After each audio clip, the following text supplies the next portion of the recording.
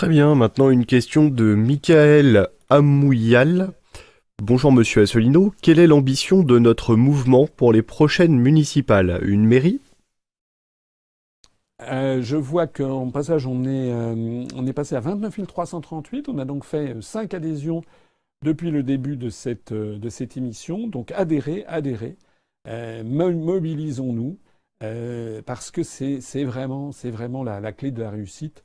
J'en reparlerai tout à l'heure en conclusion, éventuellement. Notre dernier adhérent, je vois, vient du Finistère, ou c'est peut-être une adhérente d'ailleurs, je ne sais pas. Donc je la salue. Réponse à la question. Alors, les élections municipales, c'est en 2020. Donc, c'est dans 2 ans et demi. C'est au printemps 2020. On a donc encore le temps d'y réfléchir. Auparavant, il y aura, comme je l'ai déjà souligné, je le rappelle, les élections territoriales en Corse en décembre, mais nous n'y participons pas. Les élections territoriales en Polynésie française en avril de l'année prochaine. Là, on va probablement, c'est pas encore totalement sûr, mais on va probablement y participer. Si tel est le cas, je me rendrai sur place pour faire une partie de la campagne. Il y aura également la participation au référendum sur l'indépendance ou l'autodétermination de la Nouvelle-Calédonie qui aura lieu en novembre, je crois. Donc j'ai prévu de me rendre en Calédonie aux alentours du mois de septembre. Et puis il y aura ensuite, en 2019, en juin, les élections européennes. Et là, ça va être notre grande mobilisation qui va commencer très vite. Alors, moi, je veux absolument qu'on se mobilise à fond sur les élections européennes de 2019. En 2020, donc un an après, un petit peu moins, après les élections européennes, nous aurons les élections municipales.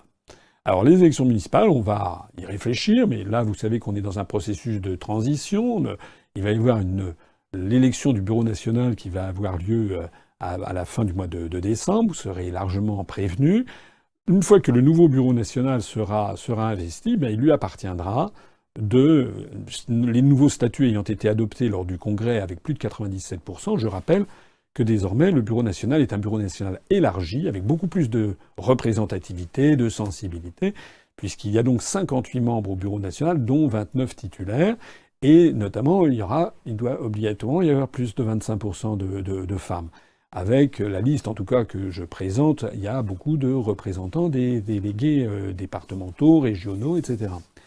C'est ce nouveau Bureau national qui aura à trancher, à partir du début de l'année prochaine sans doute, enfin la liste qui sera élue, aura à trancher de la stratégie que nous prendrons vis-à-vis des élections municipales.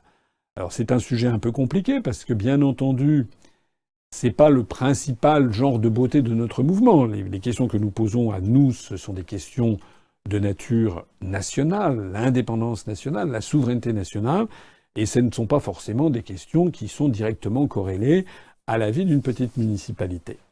Mais quand même, je rappelle que pendant l'élection présidentielle et les élections législatives, pendant l'élection présidentielle, j'avais, je crois, été le seul candidat qui avait expliqué qu'il y avait un problème croissant avec les collectivités locales, que compte tenu des grandes orientations des politiques économiques, le gouvernement allait couper les vivres aux mairies, aux municipalités, forcer la fusion de communes.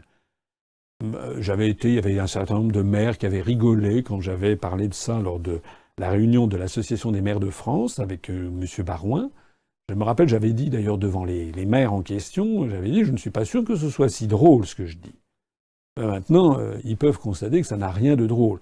Et M. Macron, lorsqu'il s'est rendu devant l'Assemblée des maires de France et qu'il a voulu, paraît-il, câliner les maires ils l'ont envoyé paître. Donc, nous aurons un discours qui sera quand même très précis sur les raisons des fusions forcées de communes, sur les raisons pour lesquelles l'État n'arrête pas de diminuer les dotations aux communes. Pour le reste, nous verrons. Il y a les très grandes communes, il y a les moyennes communes, il y a les petites communes. Donc on verra la stratégie que nous adopterons. On soumettra d'ailleurs peut-être ça, on peut très bien organiser à la demande, demander aux adhérents ce qu'ils souhaitent.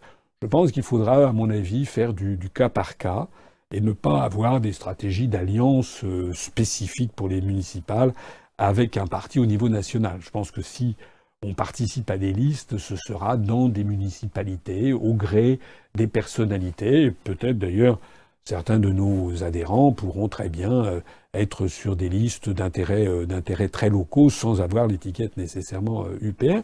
Mais c'est quand même important que l'on soit, je pense, présent aussi aux élections municipales.